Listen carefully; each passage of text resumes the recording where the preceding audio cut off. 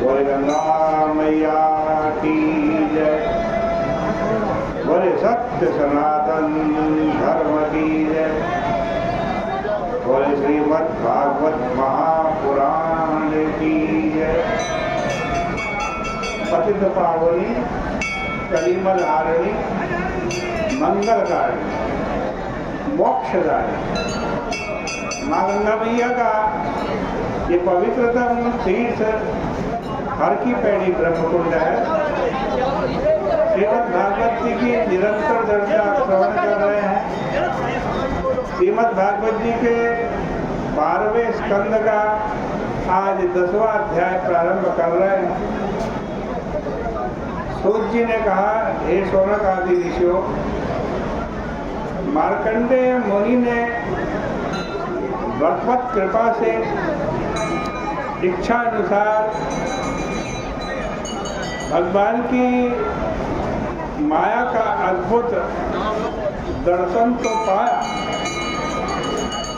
पर वे बहुत ही श्रांत हो गए।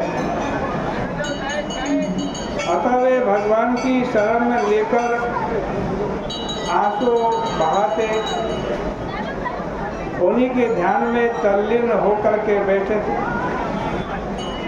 कि नारायण की प्रेरणा से पार्वती जी के साथ भगवान शंकर उधर आ निकले। पार्वती जी ने उन मुनि को इस प्रकार भाव मुद्रा में समाधिस्थ देख शिवजी से कहा, हे नाथ, देखिए तो सही, यह मुनि किस प्रकार ध्यान में तल्लीन हो रहे हैं। आप इन्हें वर प्रदान कर इनकी तपस्या सफल कर। शिवजी ने कहा कि देवी, ये ब्रह्म ऋषि भगवान की परा अर्थात प्रेम लक्षणा भक्ति को प्राप्त है। इन्हें अणिमादि सिद्धियां या मोक्ष की भी इच्छा नहीं, फिर भी चलो इनसे वार्तालाप करें,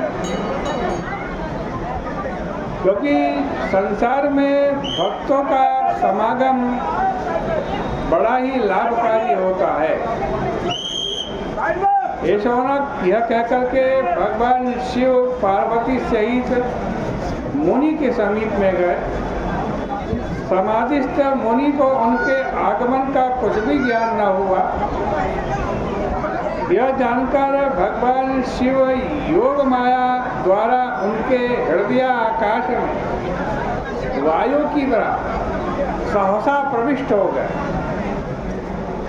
आविशत् तत्गुहाकाशं वायुच्छिद्रमिवेश्वरम्।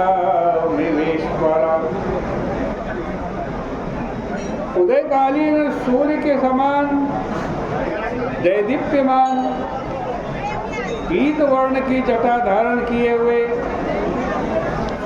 हाथ में त्रिशूल, डमरू, कपाल आदि लिए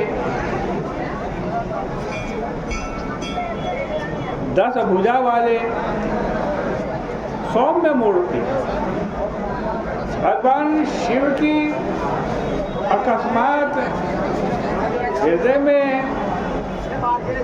छवि देख करके मुनि बड़े आश्चर्यचकित हो गए। ये कैसे और कहां से आ गए?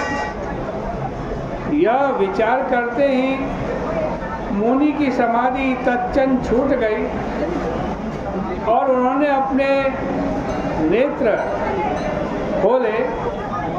तब सामने उमा सहित भगवान शिव को आया देखकर झट से आसन से खड़े हो गए और गदगद हो प्रेमाश्रु बहाते हुए उन दोनों के चरणों में गिर कर के प्रणाम किया। तदनंतर आसन पर उनको बिठाया, दोनों की षोडशोपचार से पूजा की और भाव विभोर होकर के हाथ जोड़ करके स्तुति करने लगे। नमः शिवाय शांताय सत्वाय मृडाय च रजोजुषेभ्य घोराय नमस्तुभ्यं तमोजुषे। भगवान आपके निर्गुण और सगुण दोनों रूप हैं। निर्गुण रूप से आप शांत मूर्ति शिव हैं अतः सत्य की आज अधिष्ठाता होने के कारण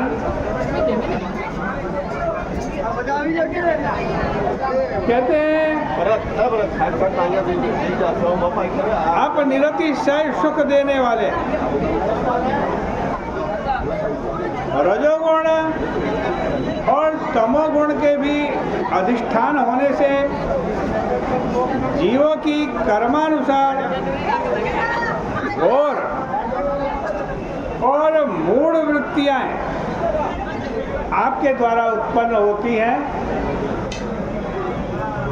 पर आप दोनों से रहित निर्विकार सदाशिव हैं। आपको मेरा नमस्कार है।